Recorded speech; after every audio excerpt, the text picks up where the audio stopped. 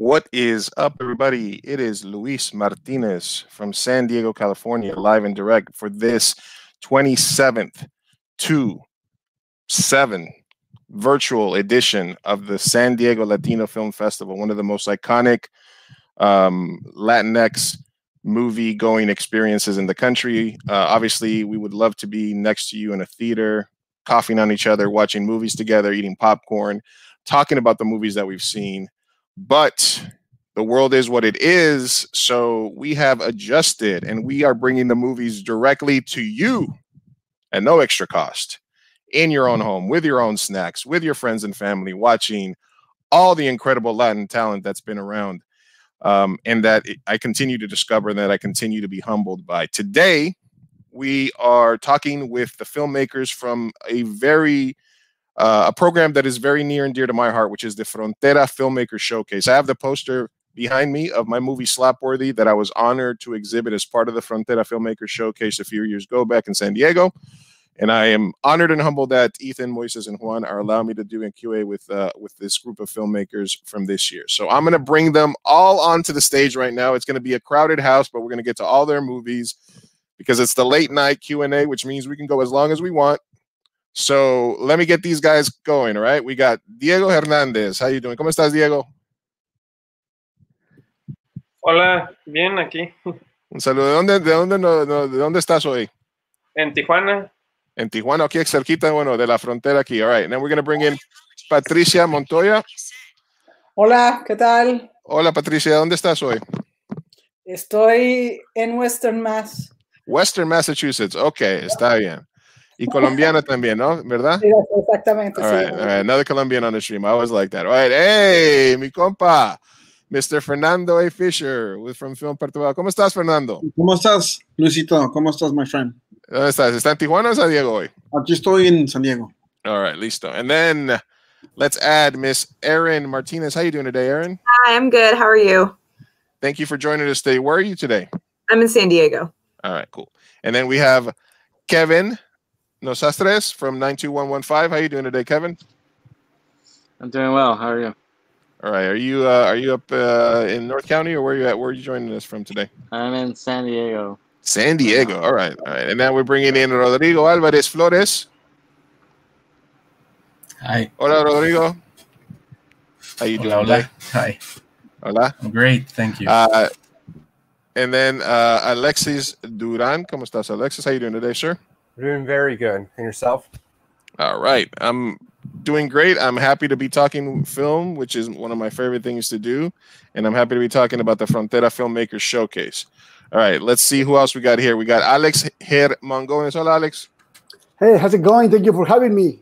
Where are you joining us from today, man? From San Diego, Tijuana, San Diego. All right. And then we have Marlon Morales. Hey, Marlon, thanks for joining us today.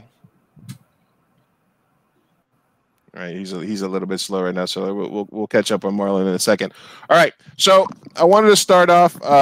You know, I watched all your movies already. I have questions specifically built around each one, so I want to get a chance to you guys for you guys to talk about what it feels. But really quickly, I wanted to see what you guys felt when you were accepted into the film festival. Some of this might be old hat for some of you. Diego, ¿cómo te sentiste cuando te diste cuenta que tu película había sido aceptada para ser parte de este festival? Pues fue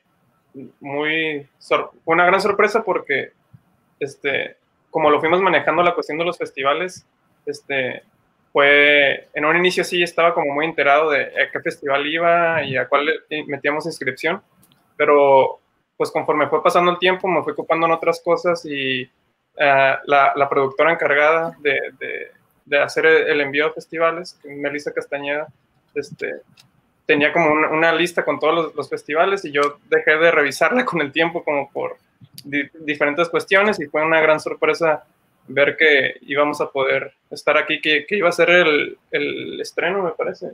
Iba a ser, sí, de haber sido realizado presencialmente a inicios de año. Entonces, muy contento de estar aquí.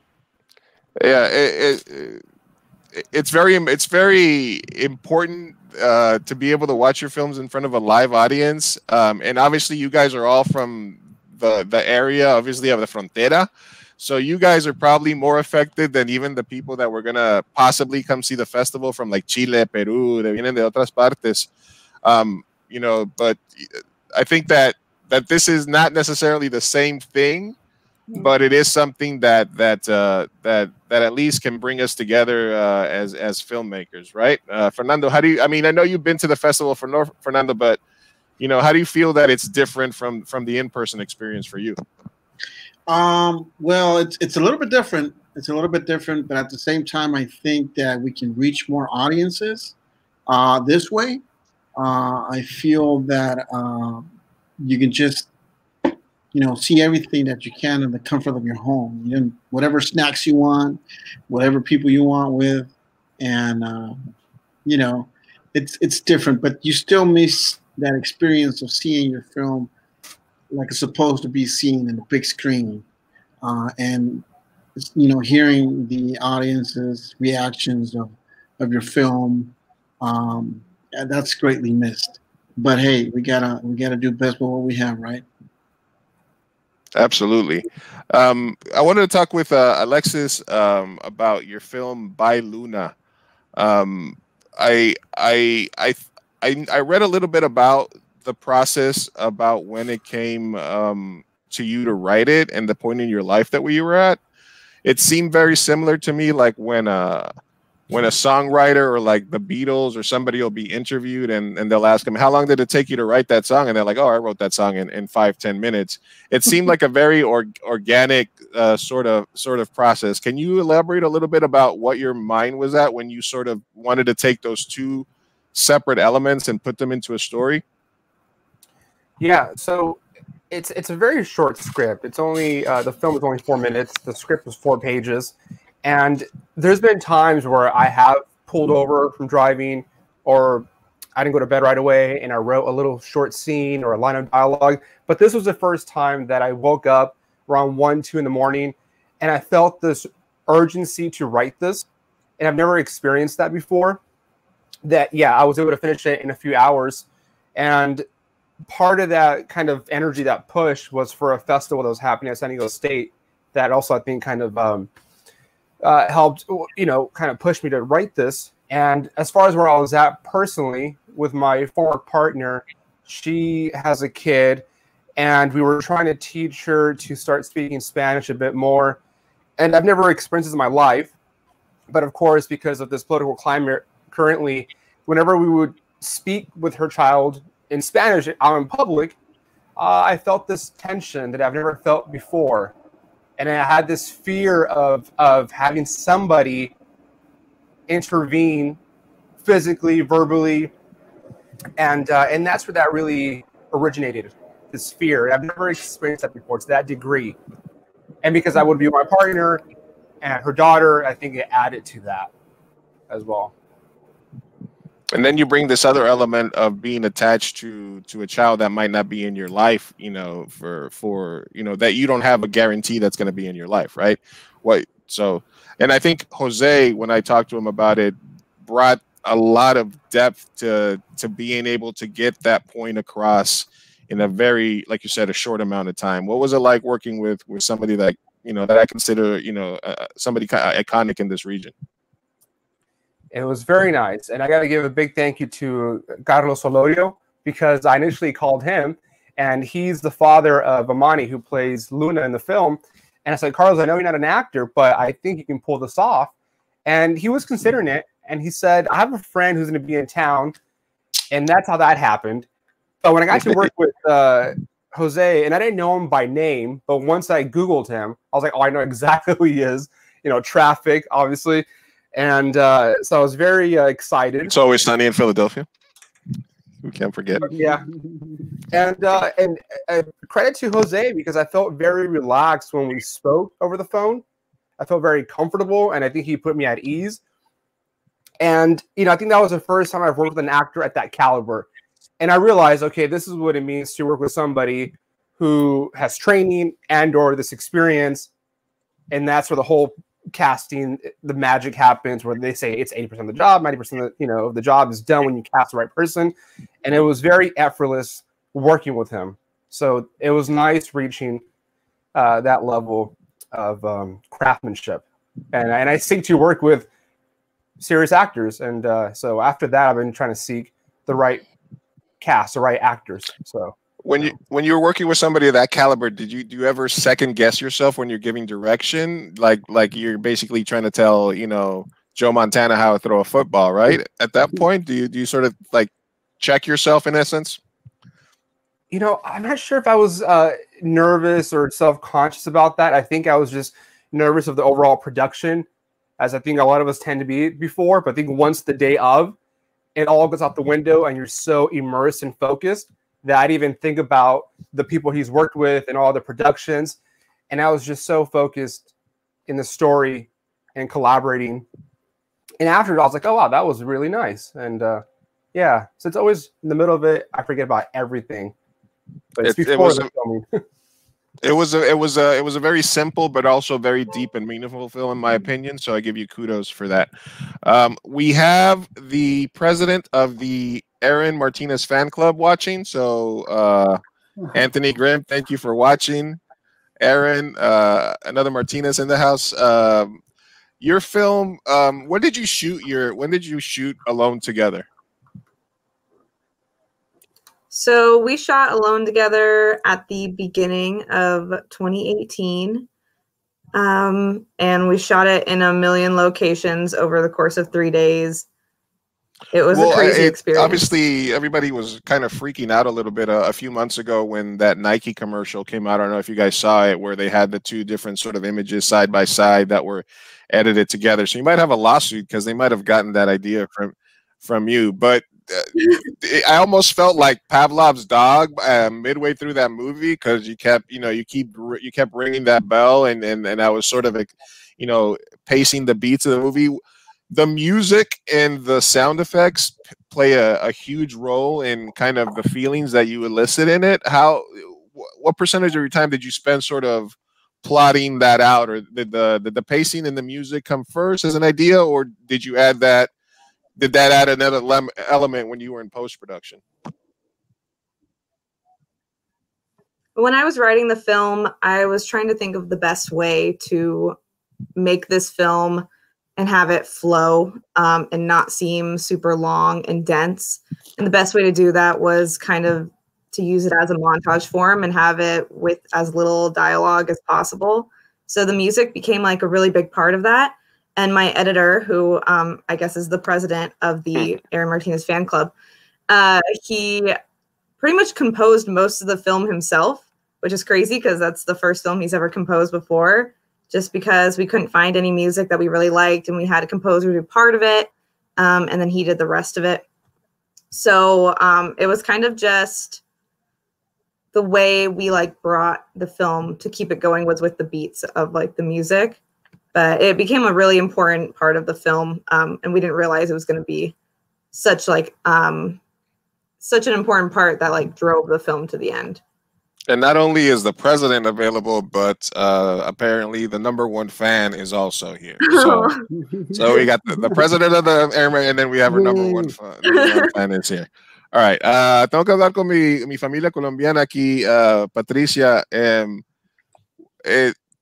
Your film, obviously, it's got a lot of it's almost a mixture of very dramatic and very artistic, coming together. It's almost like an art drama, I would say, something like that. It's also a very important sort of story to tell. Where did the genesis of that idea come from? Is that from an event? where did that start for you? First of all, thank you for inviting me to be here. The film is inspired or is based on a play, so that's why the dramatic element comes from a theatrical piece. I in my previous work, or the work I've been doing for a while, is adapting theater into movies, right? So, and to maintain as much as possible the theatrical language in film. So I liked it because of that, right? I didn't mean to make it like an overly dramatic, but very theatrical it is. And so the mixture of of theater and documentary, right? So those two, so it's very realistic on one end and also very not realistic on the other. And that's kind of the blend that I am looking for. Yeah. So yeah, you were very good at observing that. Yeah, so it's based on a play by an Argentinian playwright, a friend of mine, an old friend of mine, Gil Labona, and but of course I take parts of it or not. I mean, it's an adaptation. Yeah. All right. Let me catch up with some comments here. We have Eduardo Trejo says saludos a todos. Thank you for watching, Eduardo.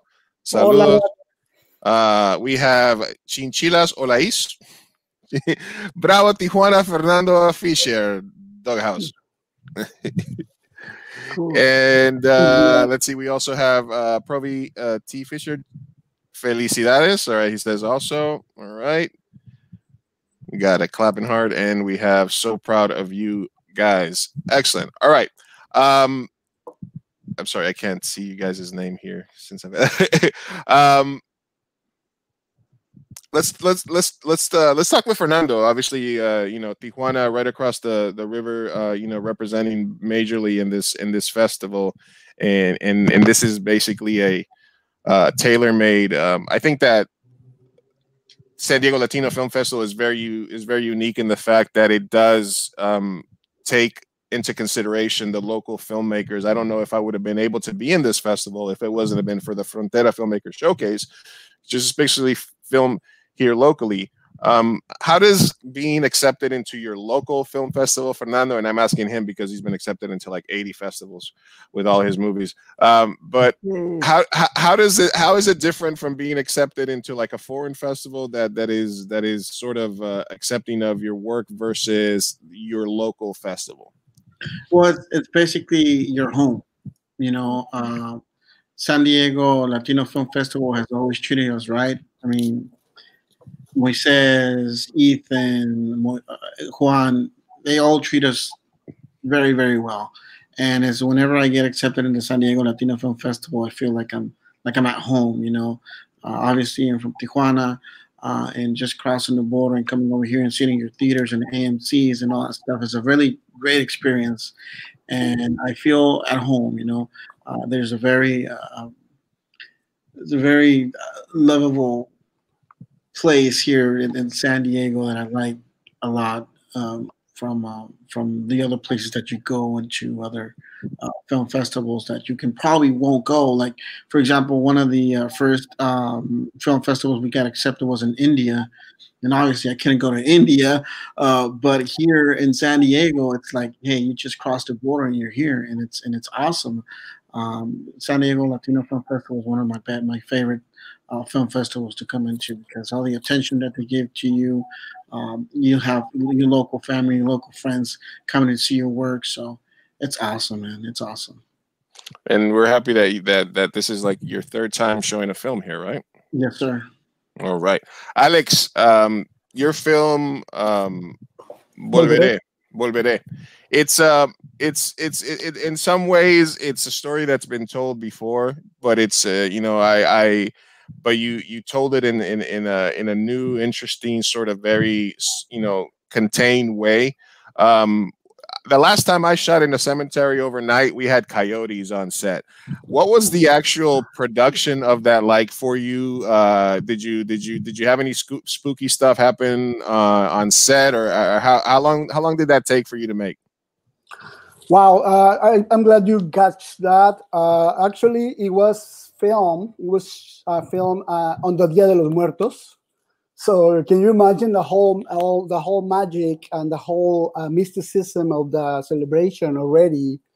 And so we were actually trying to capture that magic, that supernatural element, and we were so lucky to be able to have these amazing, talented actresses, Alicia Quiñones, Gisela Madrigal, and the wonderful, amazing Pita Sapor, the amazing, fantastic dancer as La Muerte. And to answer your question, it was actually a very organic experience to film on the Dia de los Muertos on the cemetery in Tijuana, and then in Mexicali too, because we actually filmed it over 2 years. And then, wow. So yeah, it was very organic. And there was actually, I don't know if you noticed, but the scene where Alicia is spraying in the capilla, in la capilla, there were dogs actually barking, because all the movement that we were taking, and all that stuff that was going on the cemetery.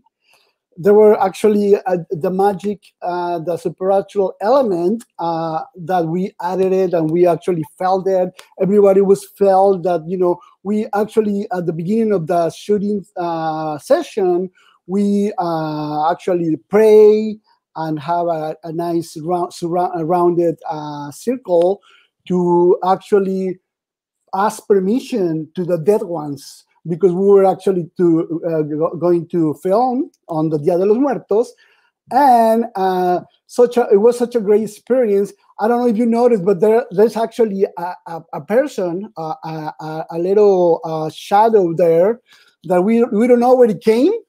We were like, wait a minute, what the fuck was that? Did we actually saw that? And then we were asking each other, where did this person came from? And then we never saw that person again. So definitely there's some kind of magic, some kind of supernatural element added. And so we're so happy. Yeah, as an independent filmmaker, we are always dealing with a lot of stuff that normally other productions would do on their own. But for something like that, I would definitely hand those tasks off to a production or a site manager to handle that, location manager to handle that for me. I'm not getting involved with any creepy spirits. Speaking of like spirits and spooky. And something like dark and moody.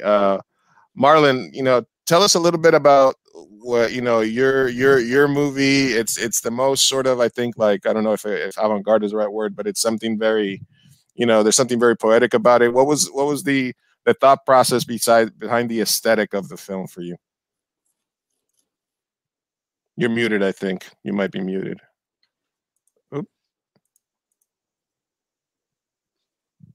I think you're still muted, buddy. Maybe your microphone, your thing. Hello. I don't know. We'll keep going. Just if you get it figured out, just keep trying it and just interrupt us, and we'll get to you, Marlon. Now, you got connection issues. Now he's having sound issues. It's like every independent film set ever. So as soon as you get your sound back, just chime in and we'll get you back in the mix. Let's move on to I'm sorry, give me a second here. To Kevin. My first question to you, which I promised somebody I would ask, is what was it like working with Mark Atkinson? the stud of San Diego film. Yeah, he's a funny dude. And I thought he was a great producer as well. He organized things very well, and he had craft services well stocked. So yeah, he was fun to work with. He's good at improvising in scenes, and he can come up with funny stuff on the fly. So yeah, it was a lot of fun working with him. Yeah, I work with him a lot, and he's a fun guy to work with. Very funny dude. But the movie itself, it reads like a personal experience. Is that something that was part of your life? Where did you come up with this story? Where did it start in your brain? Well, actually, we adapted the story from another writer.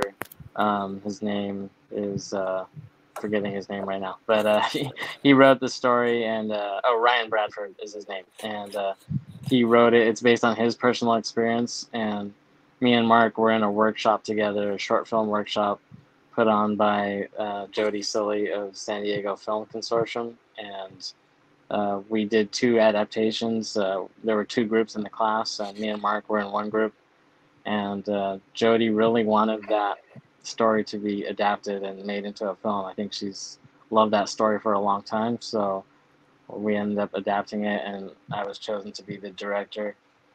So that's why we made it. It wasn't necessarily like my choice or anything. I just went along with it. And, it was fun, though. Are you saying it was just a job? I mean, kind of, but you know, even jobs can be fun. You know, if you can. If you could pick any job on set, which one would it be? If you don't want to direct, do you prefer to write? Do you prefer to act? What is the part of filmmaking that you're more passionate about? No, I mean, actually, it is directing. Okay. That is. I mean, it wasn't necessarily my passion project. It was what I mean, but okay. Yeah, I feel like I have a gift for direction for sure. Like if you hand me a script, I feel like I can do a good job with it. Like I can make it happen. I can visualize things very well. Yeah. So excellent. All right, let's check in with Marlon. How you doing? Hi, can you hear me? Yeah, I can hear you. There you go. Oh, okay. Hi. Now, Marlon, did you make a conscious choice to color correct your camera so that you would be in black and white today? Because you're like, does everything have to be black and white? Or just tell us a little bit about your film. You know, the aesthetic decisions that you made for it. Yeah, so I was watching a lot of Japanese 60s and 50s films. So there's this movie, like Onibaba it's called, and it's a very stylish and atmospheric movie. And we wanted to reproduce all that, and the black and white came in organic with the decision. I think there's a point for every filmmaker where you just sort of just lay that black and white, you know, thing over your film, and just like you just think about it. In black and white. No, you filmed in black and white. Oh yeah, so you made that the same. But I'm saying normally as a filmmaker, when you have a project, everybody takes that one moment where they're like, oh, let me see how this would look in black and white. Yeah, I know. Quick, you know? Even Parasite right now is in black and white. Oh yeah, is that true? Yeah. And other than the Japanese inspired film, what was the process like? I mean, it's written and directed by, that always sort of signifies that it's not necessarily a personal, but something that's important to you. Is there a particular reason that you decided to put all your effort into that? Yeah, well, what I try is to make every project like the total opposite of the past one that I did. So the past one that I did was very kind of colorful and dynamic, and we wanted to make like the total opposite, and it was consciously black and white. So, okay. Excellent. All right. Now, Rodrigo Alvarez, your film is, I think, the most, I want to say, action-packed of the bunch, maybe Perturbado as well. But there's definitely a weird dynamic, like a brother dynamic there that's sort of mixed with a very, seems like a very local story. For you, what was the beginning of making this film like for you? When did you start it, and kind of how involved were you in all the aspects of like the look, the feel of the film?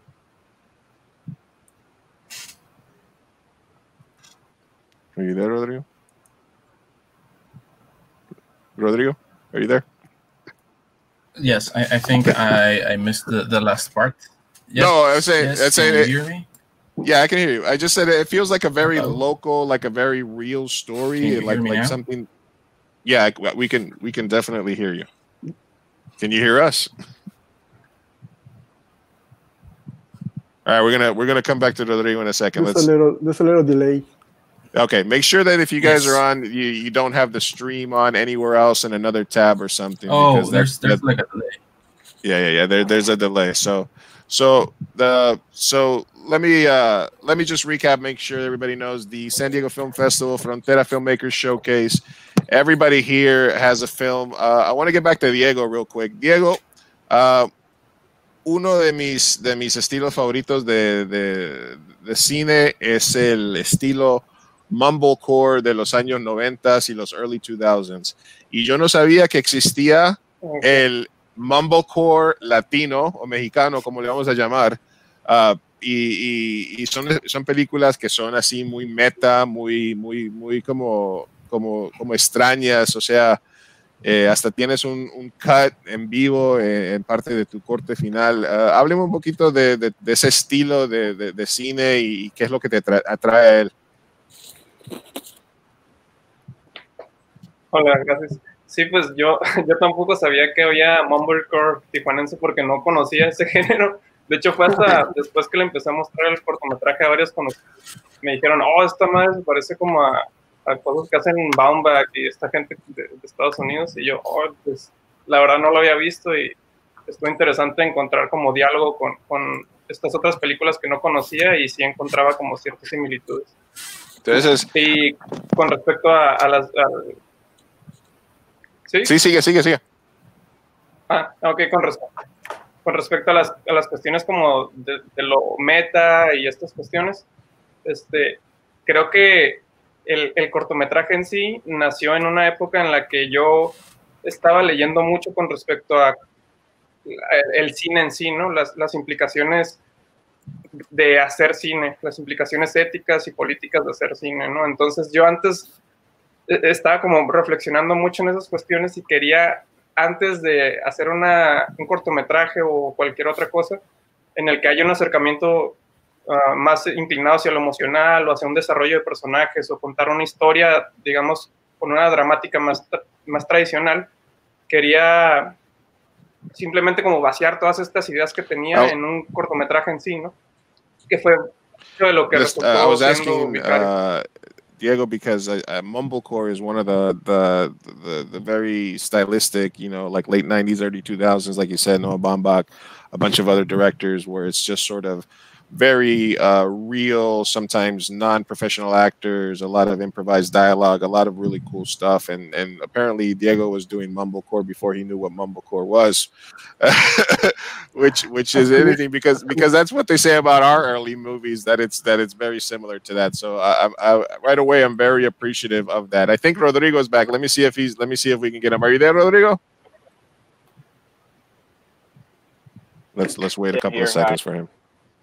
Okay, Rodrigo, my question to you was about the fact that your film seems to be the most the film that seems to be set in the most sort of realistic sort of environment from what it. I mean, there's a lot of them, obviously, in the 92115, Alone Together. These are films that sort of feel very based in reality, but yours feels very, very, very specific to the region. How did you sort of come up with the concept, or where did it start for you? Actually, the short film to the idea of making a short film or a different style was we finished our previous project titled The Other Side. Premiering it, I was talking to Aleluya, our screenwriter, that I wanted to do something more, probably more real, more realistic, and it happened. The concept of the film happened while we were filming a documentary that I was producing that is also competing at the film festival, and I'm going to confess that I was very depressed by the process of making that movie, that I needed to take it, and that's what I wanted to talk about, violence, but I wanted to also talk about, redemption and probably making different choices, probably giving characters an opportunity to make a different decision. So yes, we need to make it gritty, probably violent, but in the end, we also wanted to give hope. It was definitely a redemption or a correction sort of story where where it seemed like a very real decision that somebody might make under tough circumstances, but in the end, sort of having the wherewithal or the inner strength to sort of push back and get it to where it is. We have a question from the audience for Mr. Fernando Fisher. What is Fernando Fisher's next project? Can you ask him? Love his film. Well, right now I'm actually writing my feature film, just putting in some cool stuff into it. You know, with all this COVID thing, sometimes you go into a rabbit's hole that you're going down and down and down and down, and some of the stuff is good and some of the stuff is bad, but you know, sometimes you don't feel like writing with this COVID thing going on. But I'm going to concentrate as much as I can, and I'm finishing up the script that I've been doing for, I want to say, like about 3 years already, which will be my first feature film. So I'm working on that right now, and it's going to be called Entre las Cuerdas. It's a drama action movie. All right, and if you guys want to learn more about Fernando and his filmmaking process, we did like an hour and a half long interview on my own podcast, so we can check it out. Not that I'm going to ignore you on this one, Fernando, but you know, I already know all the answers to the questions that I'm going to ask you. So let's talk to Aaron about Alone Together. When is that you know, it would be easy to say, is that something when I first started watching the movie, I thought it was going to be one of those things where it was like a meme about how men and different are different after a breakup, where I thought you were going to go with like, oh, the guy's happy at first, and then at the end of the movie he's like sad and crying, and she's sad first, and then at the end of the movie and she was sad and crying. But you took us on a more I think realistic journey of a relationship. You know, not to get too personal, but is that something that was a story that you had inside you that you wanted to tell for a while, or how did that come about for you? It definitely was sort of based on experience between me and some of my other filmmaking partners. We had I was going to San Diego State at the time, and each semester we kind of got the opportunity to make a short. And I was thinking about that one for months before, but as like time moved closer to me making the short, the story kind of developed because my feelings and my experiences changed. So the film kind of became a reality based on what I was dealing with and what my my partners were dealing with in real life. So it was really interesting that way. Now, when you were casting the film, I noticed, shout out Kai, one of the actors, the pizza guy there. But when you were casting the film, did you, even though they didn't spend a lot of, well, they did spend some time on screen together, how important was the chemistry between the actors for you, knowing that they were going to spend a lot of time off screen? Were you more interested about each one of them as individual actors, or were you more interested in how they looked together? It definitely started off with the individual actors. We actually got lucky with one of our actors. We had a role to fill, and we were like days before the shoot, and he's just one of my close friends. So I texted him and was like, can you please act in this film? And he ended up having really good chemistry with our lead actress, and it was kind of luck, really. So I'm grateful for that.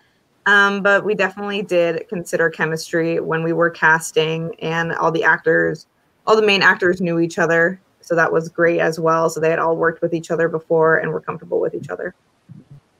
All right.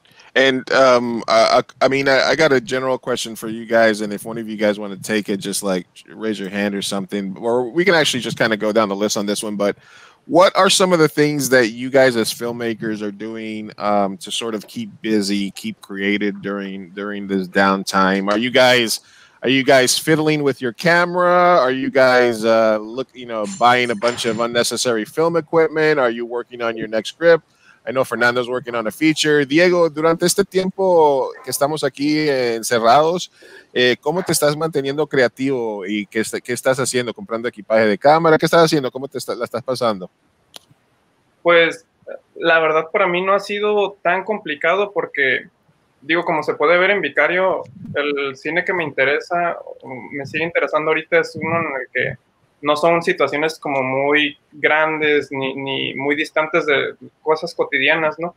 Entonces he podido hacer varias cosas como jugando, experimentando aquí en mi casa, ¿no? De hecho, Vicario es la parte que es interior, este es el sillón de Vicario, estoy en mi casa, ¿no? Entonces, la mayoría de los proyectos que he hecho también han sido dentro de mi casa, porque tiene que ver con cómo me siento cómodo, ¿no? Es un acercamiento con situaciones y espacios que conozco y de alguna manera me gusta retratarlos. Patricia, ¿cómo estás pasando tus días? ¿Qué es lo que te mantiene sana durante este tiempo? How are you spending your days, just trying to stay creative? Pues yo tengo la fortuna de vivir en un lugar con mucha naturaleza, entonces es como que casi que pues estuviera como de vacaciones, llevo ya como 6 meses. ¿Dónde estás ahora? Vivo a 3 horas de Boston, en las montañas, en un pueblo que se llama Northampton. Antes vivía en San Diego, pero vine acá a trabajar en una de las escuelas de acá, en las universidades. Entonces vivo acá ahora. Y es un lugar así como ideal para escribir, ¿no? Poetas y gente pues así de aquí de los Estados Unidos se dedicó, porque sí son bosques y ríos y lagos y montañitas. Entonces yo la estoy pasando muy bien, es como una contradicción. Entonces estoy trabajando en... We all wish we could be taking our time in the mountains, running around, having fun. How about Alex? How's the pandemic been treating you? What's the next for you guys? Actually, I'm gonna share that I'm also same as Fernando. I'm actually working on my next project. It will be also story based on a Mexican storytelling legend. The tradition of storytelling is actually a Mexican horror legend, one of those amazing folk tales from Mexico. And I actually been doing a lot of research, reading, watching some documentaries, because this story is going to begin where I was born in Mexico City, in 1500s. La época de la Santa Inquisición, the Holy Inquisition time, where a lot of people was sacrificed and tortured and murdered. And there was actually, while I was doing some research, I had an idea where I wanted to go, but I actually found a real person, a real story, a person that was actually burned by the Holy Inquisition in Mexico City. Okay. So that was actually the character that was waiting for me to find him. So I found it. Then after that, I live in San Diego. So my story actually moves on time 3 centuries later. Kind of like one of my inspiration, Bram Stoker, Francis Ford Coppola, the Dracula, and all those wonderful, amazing horror movies. And I've been going to actually scout in one of those real places where the story developed in San Diego Mission, Presidio Park. So it's been an amazing journey of finding myself in these actual historical sites that actually brought some kind of the magic and inspiration. And that's how I've been spending my sheltering inside time, working hard. And, that's good. Magic. hope that everybody here in this panel is coming out of this situation with a couple of different ideas for projects, specifically ones. Let's catch up on the comments here. Let's see what it is. But she said they're very proud of you guys. Thank you. Felicitaciones a todos desde BCAC Cine AC. We got another shout out for Fisher here. Un gran saludo para todos, en especial a Rodrigo Álvarez, es Alejandro Sotelo. Thank you for watching. Bianca Daniela sends her love. Another question for Fernando. Oh no, this is from before. Let me see what else we have. I think they keep wanting Fernando to talk about his feature, which you already know. Let's make sure we give a shout out to everybody's production company. Let's see. Follow Diego Hernandez and his future projects here. That's the link for the Tijuana Mongo Poor Master. Ahí estamos. Okay, that was Jose Paredes that says, Fernando, when will you stop kidding yourself and make a feature? Soon, right? Soon, but not now. Jose Paredes. Pretty soon. Thank you for watching. But to follow Fernando's current movie, Perturbado, on Facebook, facebook.com/PerturbadoMX. We also want to make sure everybody knows to follow Rodrigo Alvarez Flores and his future projects on Instagram at Cine al Norte. And we also have Patricia Montoya y Cuando la Rumorosa Calla on Facebook. There's the link there for that. Let's see where else. You guys got a lot of shout outs. Follow Alexis Duran and his future projects in his website, alexisduran.me. Alexis, I think that, just my apologies, but I think I have you peripherally as a Facebook friend, but I wasn't familiar with your work here in San Diego. What are some of your other projects that we may not have heard about, or that are coming up for you? What should we know about Alexis Duran Filmmaker? Back in March, I started filming another short film, and I filmed on the 14th, 15th in the middle of this pandemic, so that had to come to a halt. I was able to film one additional day in June or July. And this story kind of expands a bit on By Luna, because I had a restraint. I had to make a 5-minute short film or under. But this one talks about step parenting, showing some of the positive aspects and the negative aspects of being a step parent, as far as the psychology and the mindset from a male's perspective in this particular story, but also from the young daughter's perspective. So that's what I'm working on, and I have one scene left to film, and I'm hoping to film that in the next couple of weeks.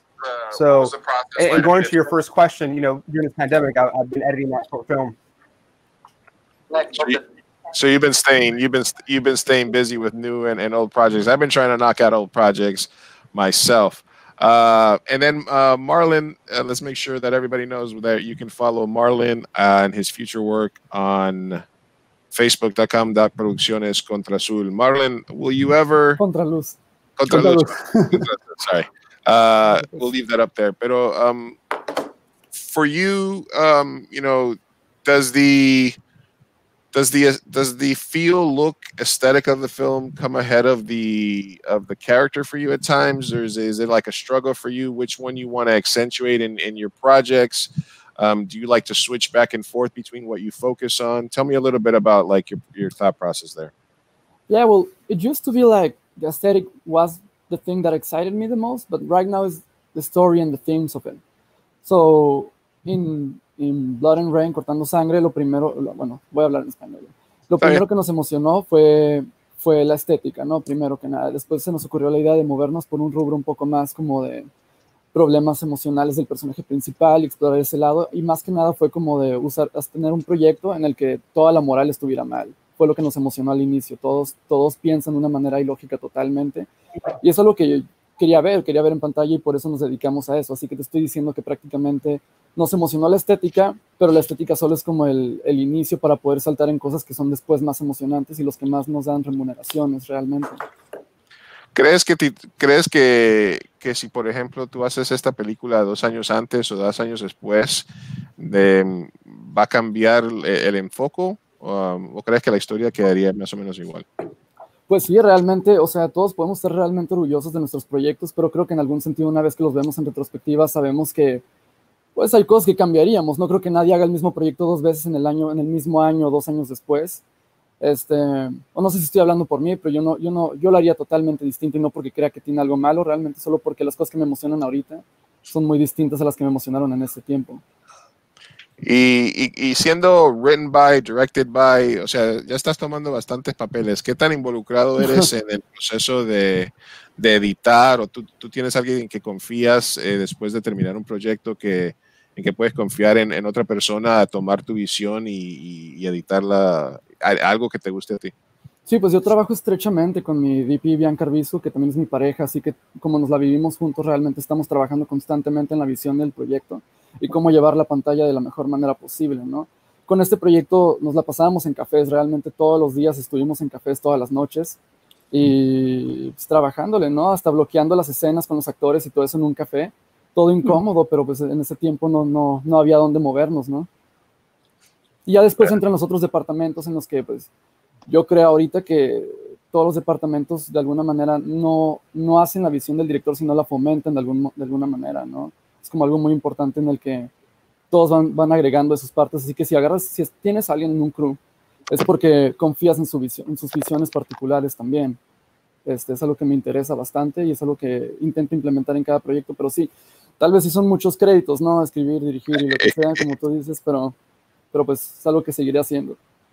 No, yo también, yo la primera vez que pude poner written and directed by al final de los opening credits, the first time that I was able to put written and directed by on a movie felt like an achievement, like something I've been working for, because previously that I would only make films that were written by my writing partner, my friend. So it has something to do with the ego of a filmmaker, but also in being proud Siempre es ego también. Sí, proud of work. When was the? Let me ask this to you guys as an open question. But we'll start with Patricia. When did you feel that filmmaking was something that you needed to pursue? This is a question I ask filmmakers a lot of the times. Is, you know, I find that I had ideas of movie scenes, tenía ideas de películas, de escenas de películas en mi cabeza desde que era chico, que like scenes that I always knew I wanted to tell that story. I wanted to see that on screen. Is that something that you guys can relate to, or did you come into being passionate of film later on? When did you sort of start feeling like a filmmaker, Patricia?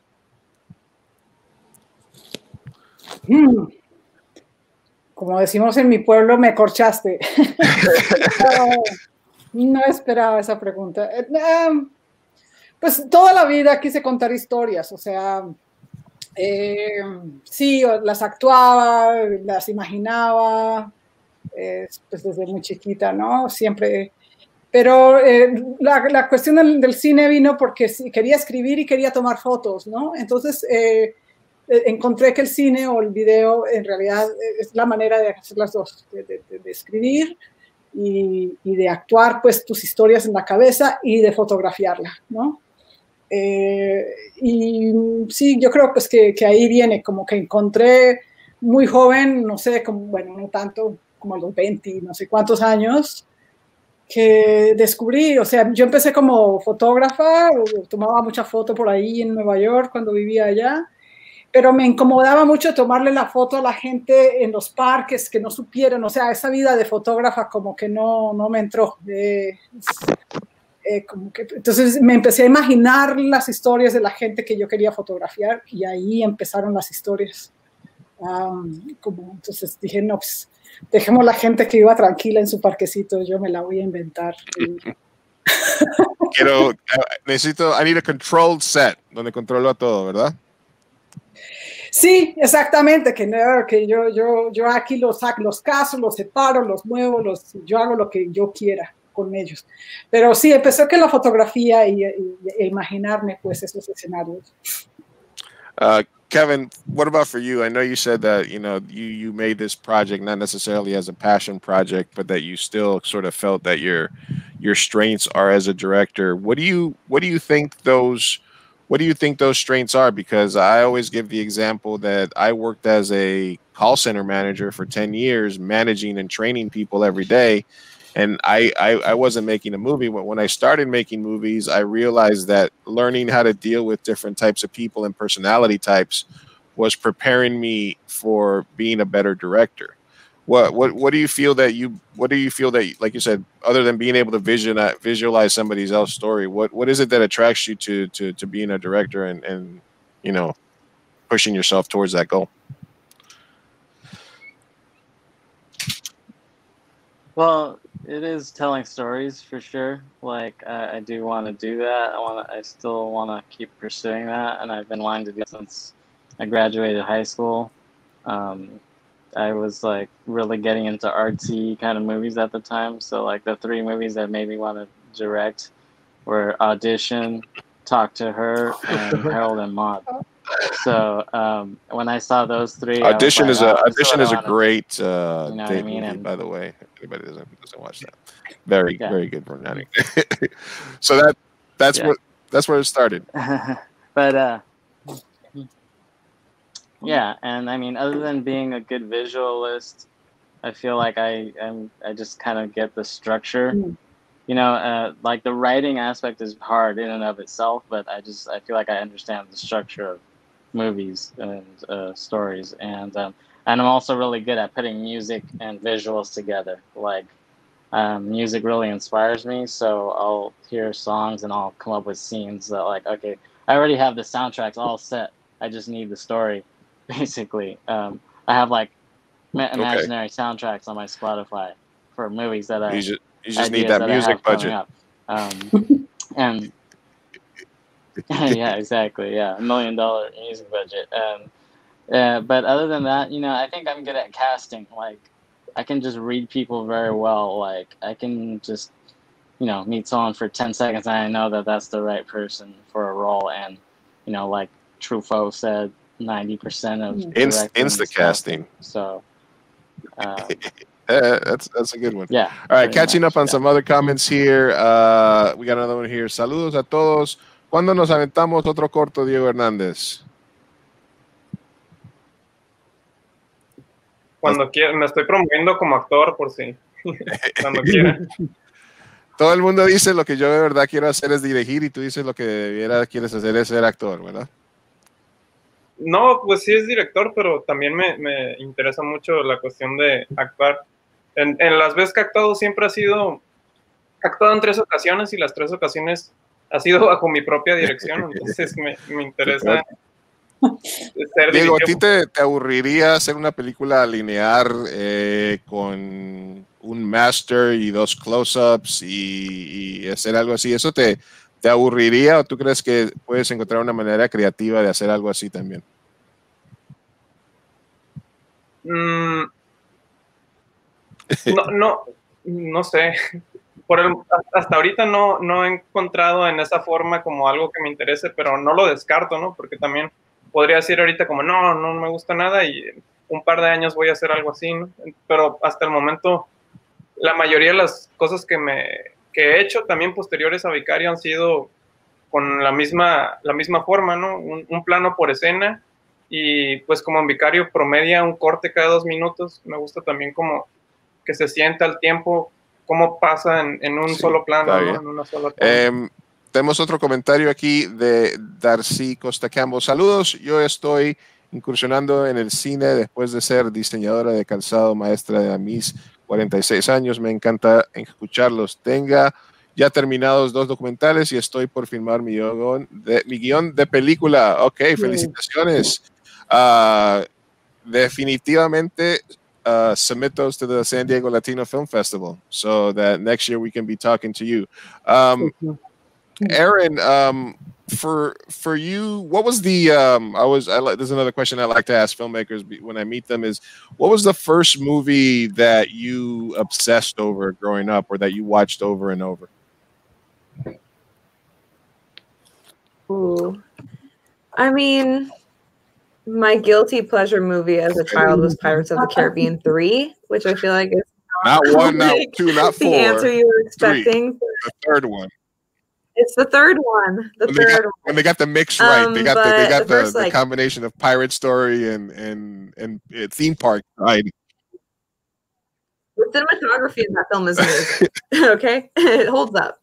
But the first film that I really watched and was like, wow, I want to pursue filmmaking.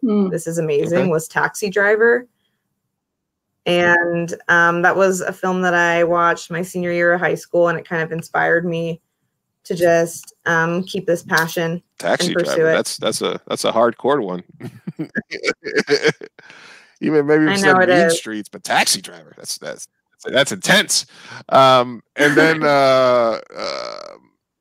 Marlon, what about you? I mean, I know you said you were watching a lot of a lot of Japanese, like Seven Samurai, like some Takashi Miike stuff. What is it that what inspires you now in film? What's the filmmaker right now who, if you hear that there's a movie that you didn't know about that's opening tomorrow, that you would be more excited to see?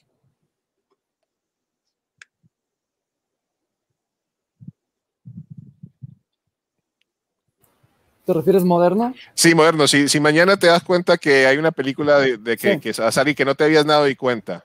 Oh, you didn't know that this guy had or this girl had a movie coming out? Uy, ahorita me encanta bastante Paolo Sorrentino, un director italiano. Es alguien que estoy siguiendo lo más que puedo y tiene unas cuantas series ahorita, de Young Pope, New Pope se llama. Es alguien que tengo como, que me gusta bastante, estoy siguiendo, pero fuera de eso, fíjate, ahorita no sé si es algo que sucede también con los demás, pero difícilmente me emociona el cine moderno, y no como de que esté mal, solamente ahorita no siento que sea mi cosa en este momento, realmente.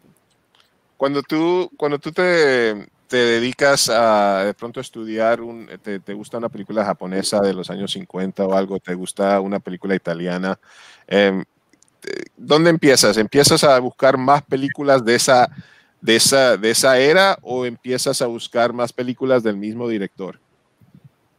Ambas, es estar como en IMDb mucho tiempo, más del que me gustaría admitir, así que solo es buscar personas realmente, pero no sé, consume mucho tiempo a veces solo estar buscando personas que te gustaría ver, el cine, y al final, o sea, en esta temporada de cuarentena he estado tratando de cachar como varias películas que no he podido ver en otros años, sí. pero es mucho tiempo. Ahorita tenemos el tiempo, ¿no? Pero a la vez son como 4 horas al día, si depende de qué tantas películas veas también, ¿no? Pero ya esos son gustos personales como tal. Okay. ¿Qué piensan, or what do you guys think about symbolism or themes in movies where it's sort of it's a movie that's showing, and I'll ask Marlon this because you just mentioned like Italian cinema, but or like European cinema more, but like a film like Salo or like 120 Days, it's a film that at some level is supposed to be about a very specific political movement, but if you're describing it to your friend, it's basically literally about a bunch of people eating shit, do you guys enjoy those types of very like dark? I mean, just based on your aesthetic, I would say that I would know the answer, but do you enjoy those more than the more traditional layouts or presentations, I would say? Pues sería erróneo de nuestra parte ahorita como gente que es cineasta o gente que está intentando ser cineasta negarnos a propuestas. O sea, realmente hemos encontrado películas tan oscuras o le llaman joyas, ¿no? Solamente películas que no son muy conocidas o de culto. Y tal vez una voz tan particular que es muy interesante solo tenerla ahí nada más. Es algo raro ahorita, pero hay muchas películas todavía que están dispuestas como a ser como encontradas, y en cuanto las vemos, sabemos que es una voz que no habíamos tenido y puede emocionarnos bastante. Pero por eso creo que no es necesario no cerrarnos a ninguna propuesta, como el problema que está sucediendo ahorita con la película de Netflix, la de Cuties, que gente se está cerrando a verla, pero pues son propuestas, no veo por qué cerrarnos sin antes verlas, ¿no? Sí, formar su propia opinión. Rodrigo, ya que has tenido conexión, ¿cómo te oyes ahora, amigo? ¿Nos escuchas bien? ¿No te escuchamos? Rodrigo, going once, going twice. Rodrigo Álvarez. Bien. Hablaste un poquito de tu película. Hello. Sí, aquí estás. ¿Me escuchas? Okay, he's like on a big delay. Yeah, there's a delay. Yeah, there's a big delay for him.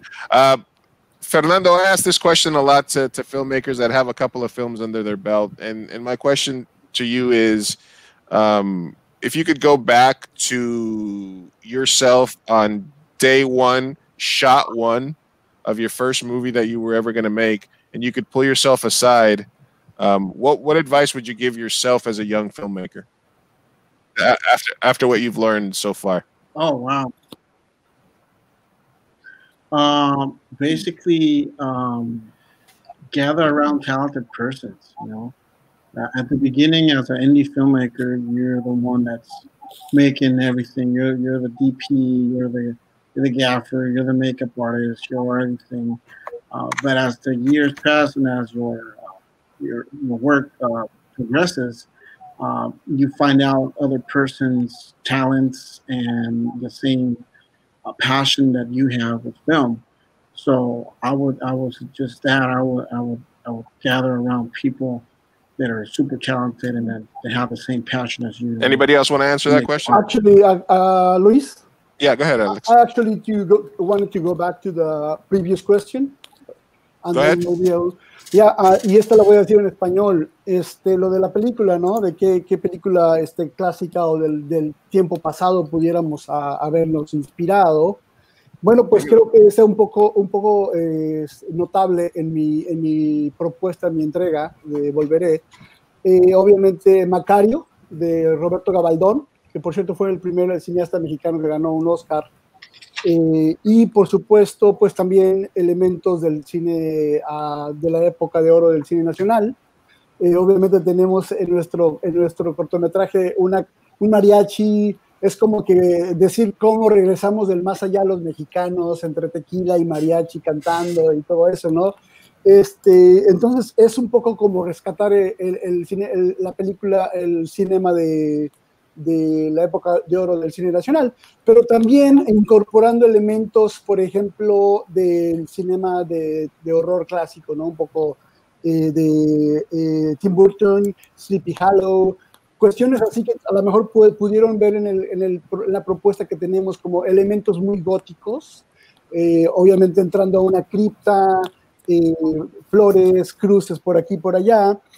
Y hablando un poco también de lo nuevo que ha pasado, que me ha gustado ver y que me ha impactado de alguna forma, me ha inspirado, se llama The Witch, la bruja, de Robert Eggers. Un éxito, me encanta porque es una película súper de hace como 3-4 siglos, súper obviamente de época, pero contando una historia que tiene que ver con el folktale, las leyendas de, en este caso, la Nueva Inglaterra. Pues yo también, aprovechando la riqueza de tradición narrativa, storytelling, de México y de todos nuestros países latinoamericanos, pues decidí buscarle por ahí y encontré con esta leyenda que les comento, pero sí, inspirado mucho por los clásicos, los grandes clásicos del cine de horror y obviamente también la época de oro del cine nacional. Listo, muy buena pregunta, muy buena respuesta. Ok, tenemos un comentario aquí de Alex Guzmán, mucho éxito. I love it. Avisa si necesitas ayuda. Amanda Jiménez, es fantástica. Alone Together. Felicidades, Aaron Martinez. I think, we got the president, the #1 fan, and we got another person that loves your movie. And then Darcy from us commenting says, muchas gracias. Okay, thank you for watching. Keep making movies. Everybody keep making movies. The same question to you, Alexis, about what you would tell yourself as a young director on day one, shot one of your first film, after what you've learned after being a grizzled, chiseled veteran of the film world now. What would you tell your younger filmmaker self? I think just to be a bit more present and listen to my talent. I think and I do recall I was filming in Pearl Beach with my 2 best friends, and I think you're so all over the place. As Fernando said, you're doing the lighting, camera, trying to get all your shots. And I think if I would have just kind of relaxed a bit more and been a bit more present and listened to my friends, I know it's difficult working with your friends and not actors, but I think you could achieve something a bit more if you do speak with them and listen. So that. Excellent. All right, I'm going to try to go back to Rodrigo. He's turned his camera off so that he doesn't lag. Rodrigo, can you hear me?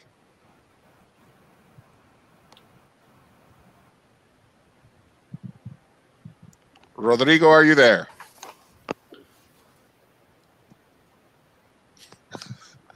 I'm sorry, Rodrigo. We tried a couple of different times, man. We'll try. You know what? If not, if anything, I do my own podcast, my own stream, so I would gladly interview you at length, and we can talk about movie making in your movie.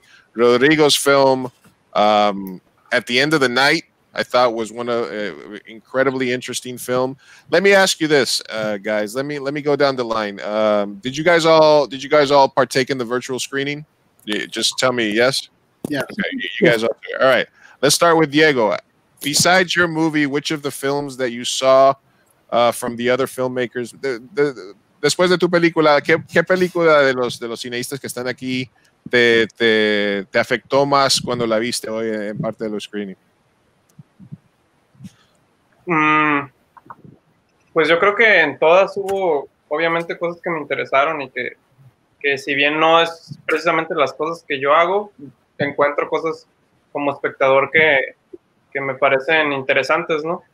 Pero pues yo creo que particularmente el trabajo de Rodrigo fue el que es que también ya había visto su corto anterior y fue interesante ver como el proceso que hubo o el cambio que hubo del corto anterior a entonces yo creo que fue el trabajo de Rodrigo en ese sentido. Patricia, la misma pregunta para ti. Estaba sufriendo. Uy, yo soy las que sigo, que soy la que sigo. Ahorita lo que quiero hacer es volverlas a ver. O sea, recuerdo, pero no es la de la niña en el supermercado que tiene pues este encuentro. ¿Hay Luna? Exacto, esa me gustó mucho y sobre todo la actuación y pues como que la que más recuerdo. El terror, la película esta del terror, sí creo que es con la máscara así del diablo que aparece, esa yo creo que Marlon. Esa es la tuya, sí, esa es muy fuerte y cuando la explicas, cuando decís que como cuando la moralidad se desbarata, ¿no? Que todo el mundo es malo, eso me encantó. O sea, cuando la estaba viendo no vi eso, o sea, me horrorizó. Y lo que decís también que cuando pues empieza uno a hacer la película por la estética, ¿no? Y que como que pues lo que queremos es hacer cine que es formal, ¿no? Pero que a la medida fuiste entrando en esa idea de la moralidad de la gente, ese proceso, precisamente por eso estos foros son tan chéveres, porque agarra uno cosas que no vio cuando vio la película, ¿no? Entonces, poderlas ver de nuevo con más atención, sí quería como hacerlo muy a la carrera. Esto de binge watch en un festival, no va. No, hay que tomar el tiempo, tomarse un cafecito, go outside to the tent, have a free Stella Areolas that, at the act, that's something that you guys missed out on, the Sabor Latino, the part of the festival, the being treated as an artist. It's obviously a rough time for everybody. Fernando, what about you? Which of the other films did it affected you, or did you find most intriguing during this from the showcase? No, a mí todos me gustaron, todos los cortometrajes estuvieron súper suaves. All of them were pretty good. Me gustó mucho de Marlon también, estuvo muy bueno, Cortando Sangre. De Alex estuvo muy sentimental, muy bueno también. Alone Together, I liked it too, estuvo muy suave. The acting of that movie was pretty good. The awesomeness of how you cut the scenes and put them in one. Alexis, I love his film too. Also, Patricia. I mean, everybody had very, very nice films, and I enjoyed them a lot. So me gustaron todos. Okay, Fernando with the very political answer. Okay, Aaron. Yeah, diplomatic. Right? This is not his first film festival, so that's what you get from experience. How about Aaron? Yeah, obviously your film very slick, very it feels like a really well paced story. It doesn't drag. You don't there's a lot of efficiency in the storytelling. And with very little dialogue, with almost no dialogue, because the only dialogue you have is either at the beginning or the end. But I appreciated your film from what I saw a great deal. It looked like a very advanced and very professional work from my FYI. But which film did you like? I mean, which film affected you? Unfortunately, I was not able to watch. I got off of work right at 8. So I wasn't able to watch. Okay. I will be checking out everybody's links, definitely, because I'd love to see everybody's films. So thank you so much. All right, Marlon. A couple of people mentioned that they really liked your film. What did you enjoy from the showcase? Es que me gustaría ser recíproco, pero realmente no puedo. No fue como geoblocked. Me bloquearon como porque vivo en Tijuana. Así que no pude ver ninguno, así que siéntanse libres de pasarme el link todos, por favor. Solo había visto el de Rodrigo realmente, y es un trabajo que también impacta socialmente y se me hizo interesante. Lo vi ya también el año pasado, así que es uno de los que ya había visto, pero los demás no. Está bien. Y Alex, sí, definitivamente me encantaron todos los cortometrajes, tuvieron una propuesta muy interesante, me gustaron a todos, los disfruté y me aportaron bastante también. El film de Fernando ya lo había visto, sí me atrapó, obviamente también reconocí a algunos artistas de aquí locales, me encantó verlo. Puedo decir que también el film de Patricia, el de cuando calla la rumorosa, me tocó mucho porque yo, mi novia vive en Mexicali y bueno, hace poco me llevó de hecho ahí a la rumorosa y sobre todo el tema, ¿no? que toca, lo cual está obviamente, desgraciadamente es un tema que muy delicado, muy presente desgraciadamente en México y en muchas partes del mundo. Por eso se me hace muy importante que haya trabajado, que haya retratado eso y se me hace una aportación muy importante. Obviamente me encantó la propuesta de todos y pues muy feliz de haber estado aquí en mi debut como director. Al lado de todos ustedes. Tu primera vez, Alex. My first time.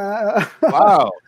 Es my directorial debut y soy maestro de escritura aquí en San Diego, que un buen día decidí llevar una de mis historias que escribí a la pantalla y muy feliz y muy afortunado y un honor estar con todos ustedes.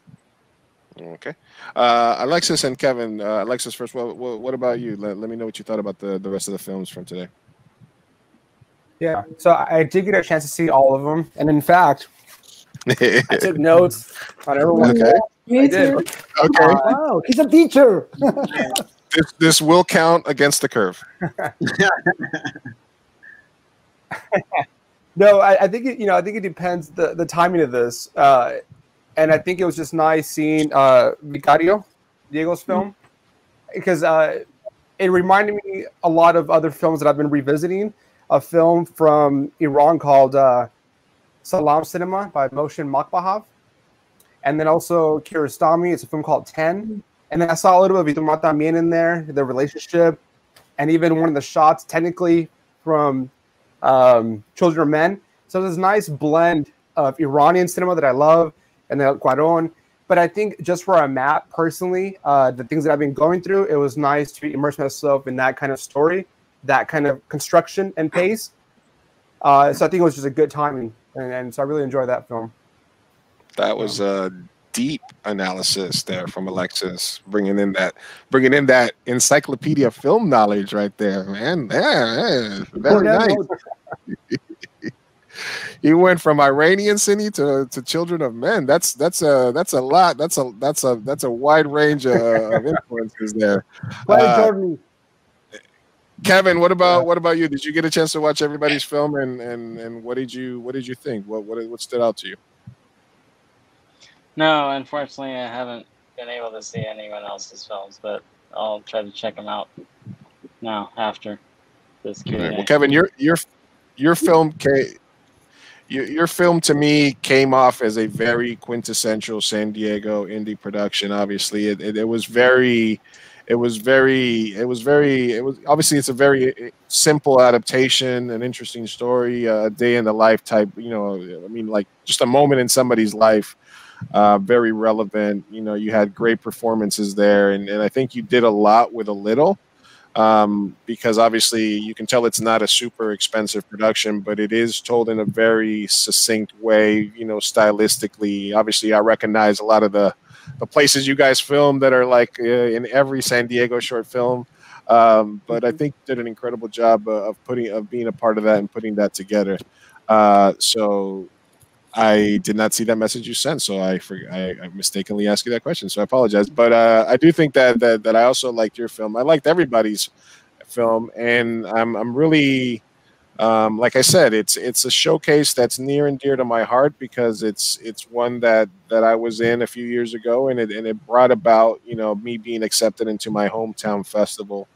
But you know, I wanted to get. I'm glad I got this chance to talk to you guys. Let me make sure we're caught up on all the comments here, and then we'll do maybe one more round of questions, and then we'll get out of you guys' way.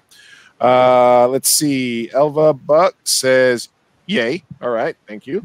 Thank you for watching." Doris says, "Saludos, Alexis Duran, mi maestro." All right. Let's go, Alexis.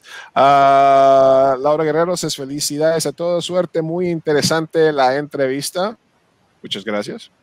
All right. And then Rodrigo Alves actually moved to the chat from being with us here. Now he's just commenting via chat where he can hear us and see us. Rodrigo, I am sorry that not the chat, that your connection was bad. But like I said, I interview filmmakers all the time. So I will make it a point. Reach out to me. We'll talk in depth about your film at some point on a future fireside chat. And then another saludos a todos realizadores. SDLFF es un gran espacio para mostrar el talento local. Es un gran semillero. That is true. And then we have another one from, I've admired the work of my colleagues Fernando, Diego, and Marlon. Great storytellers. I'm looking forward to everyone's work. Viva la Frontera. Exactamente, man. The comments just keep pouring in here. ¿Cómo podemos ver todas las películas? Okay, let me go. I have to go back and show you guys his links here in a second. I'll do that at the end of the interview. Let me just ask real quickly for one last question for you guys. You know, Diego, tu película obviamente separa de todo el resto del estilo, como dijimos. ¿Cómo se llama? Alexis vio muchos estilos adentro de esa película. Yo te dije que parecía como me recordaba a las películas Mumblecore que veía y de nuestras películas de nosotros. ¿Cómo ves tú el estado del cine ahora? ¿Crees que vale la pena para personas que se meten a tomar historias? ¿Lo ves muy saturado con el mismo tipo de estilo? O viendo todas las clases de películas diversas que han visto hoy, y todo algo como te hace pensar que sí, que hay un futuro en el cine latino, en el cine hispano, etcétera. Sí, pues creo que precisamente este ejercicio de selección de cortos locales demuestra que hay una gran diversidad, incluso a una pequeña escala.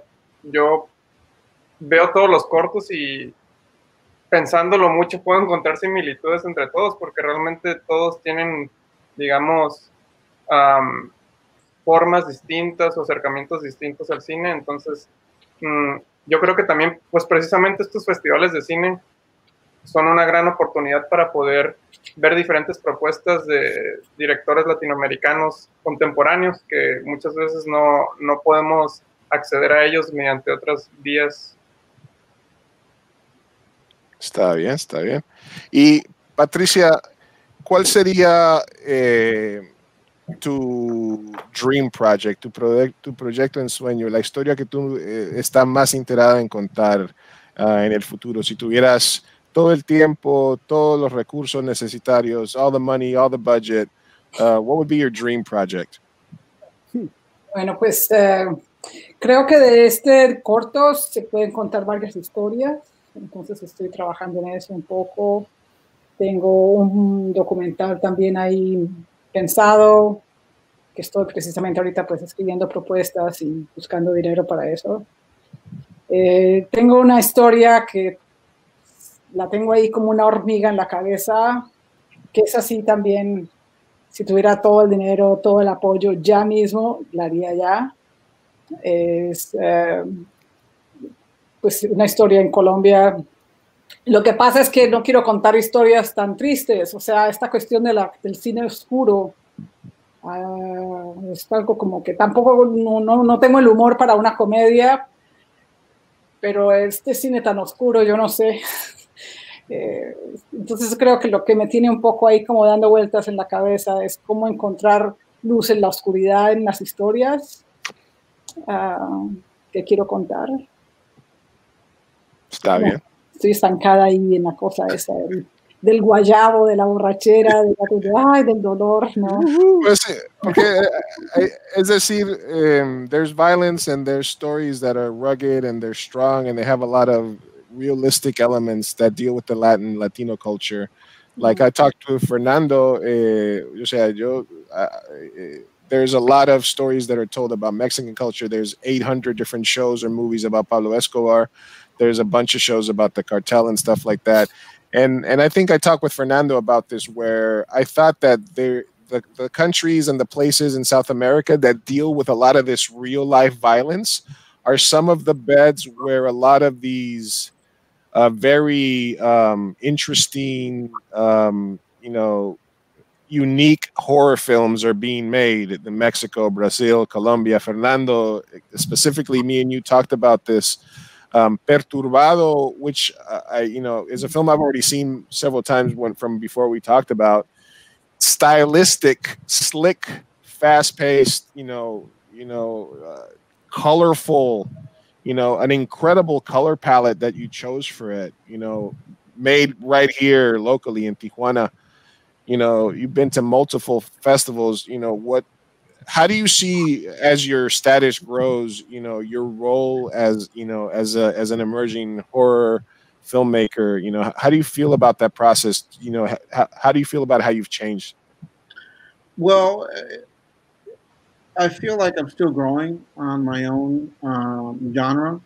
I'm still trying to find my genre, but my genre, I love horror and I love drama, so I'm trying to mix both of them together.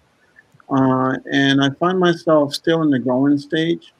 I still have some stuff that I need to tweak here and there, especially in my dialogue, I guess.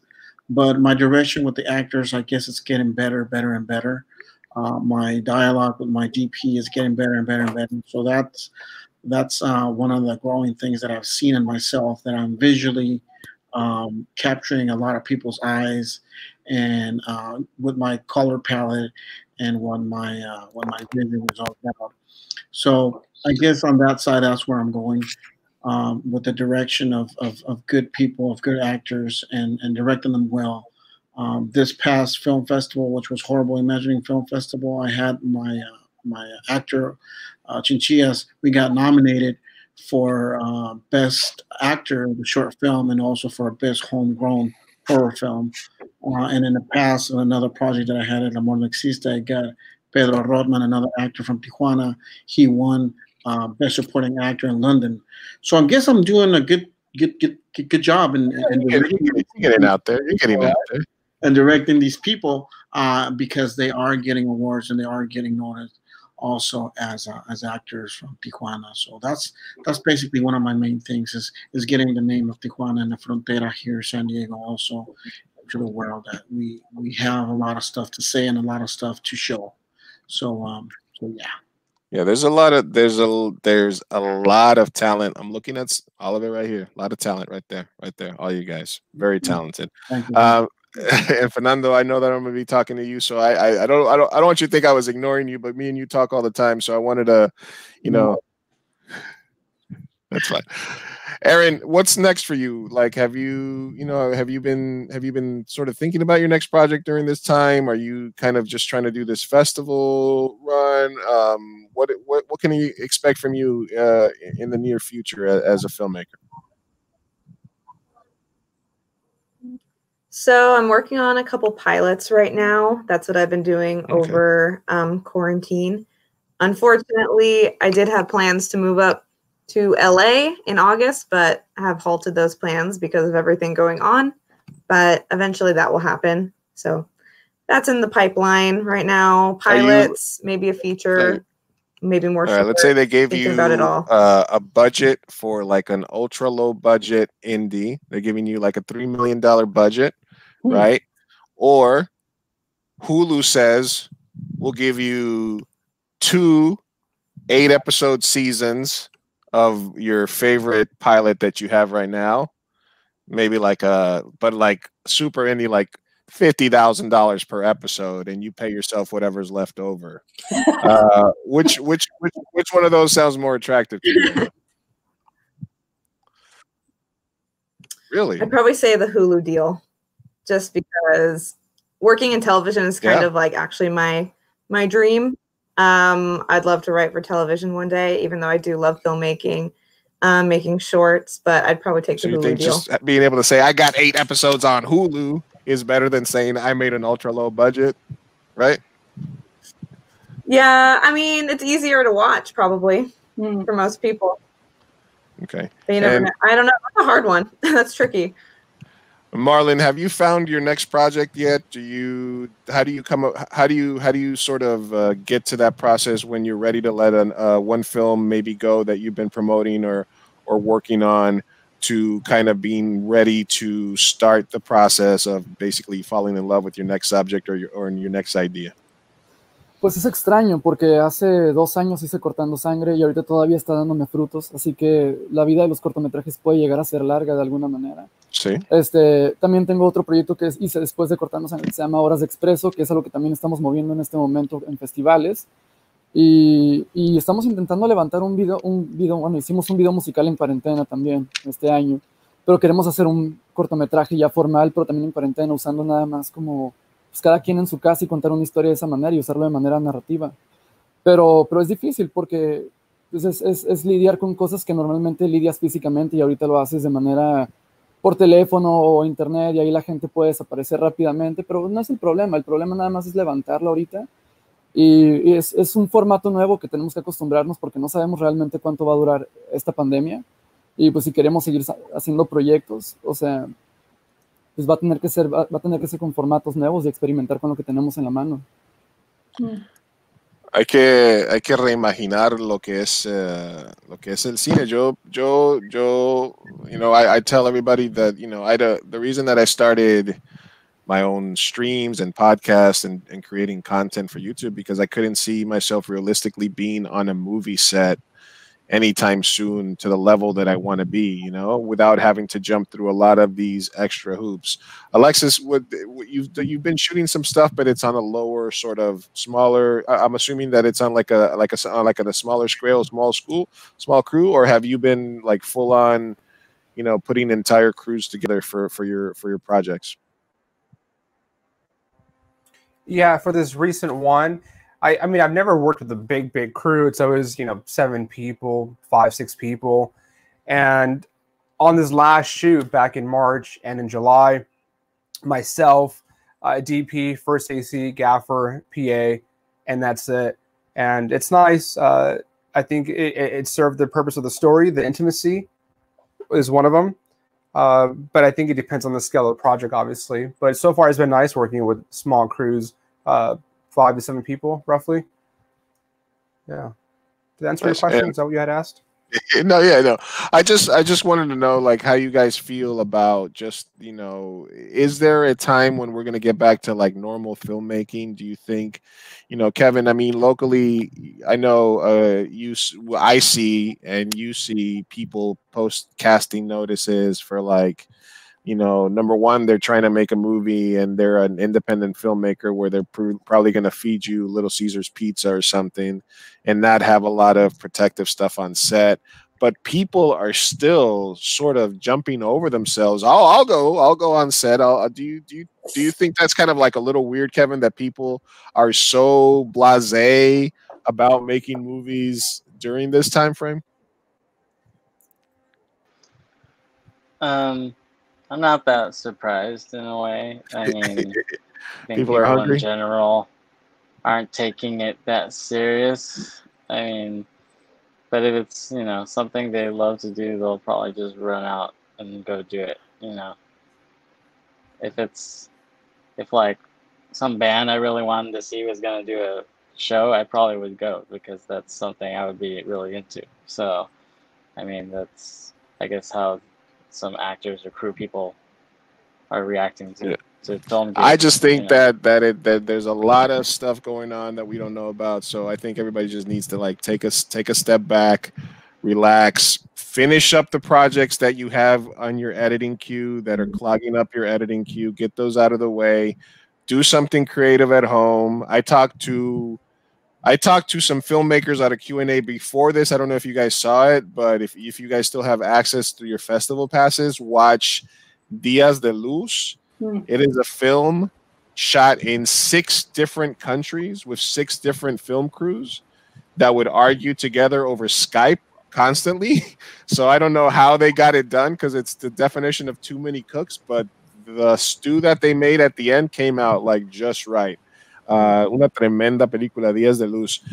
So collaboration, finishing things that you have on your plate, writing, creating content, writing pilots, you know, writing spec scripts. There's a ton of stuff that filmmakers should be doing to keep themselves occupied that don't involve getting a large group of people together in a tight computer.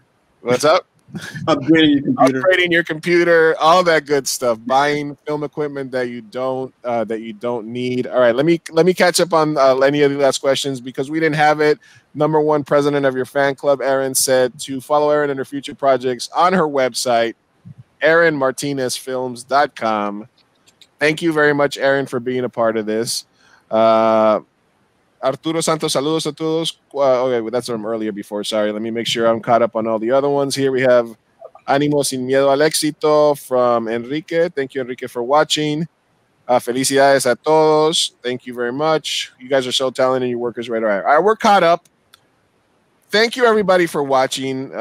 Thank you to all the filmmakers. Sorry, Rodrigo, that you got cut off. I want to make sure that there's an email thread, so I want to make sure that I connect with all of you guys because if you are a filmmaker in the Frontera Filmmakers Showcase, then I consider you guys all part of the alumni group. It's a secret group. We can't have barbecues right now because, you know, of COVID, but we've got a really cool chat going where we share memes all day. No, just kidding. But I do want to make sure that one of the reasons I do this is to be able to connect with filmmakers. Aaron, Alexis, I didn't even know that you guys were in my hemisphere as far as filmmakers in San Diego, even though I think I'm already connected with Alexis somewhere. So obviously I'd love to connect with you guys. Diego, like I said, tu película tremenda, brave, experimental, rara. Many successes for you in the future. I would love to talk to you about filmmaking at length at some time. Marlon, a tremendous aesthetic, a tremendous like brave film as well. I love black and white movies. If you look at all of our movies, we have like a shit ton that are in black and white. So right there, you got me from the best. Alex, good luck on your filmmaking journey, especially if this is your first film. Same for Kevin, man. If directing is what you feel you're best at, then go out and make that project. Patricia, un abrazo de un país a otro. Saludos. Fernando, de un hermano a otro. Muchas gracias por estar aquí. So thank you, everybody, for being a part of this. Thank you for being part of the festival. And thank you, guys. Thanks for watching, everybody. Make sure that if you haven't already, go watch more movies. Go watch their movies. Read back and go through the links that I put on there. And support Latino films. Support the San Diego Latino Film Festival. Everybody have a drink. We made it. We went an hour and 43 minutes. Bye.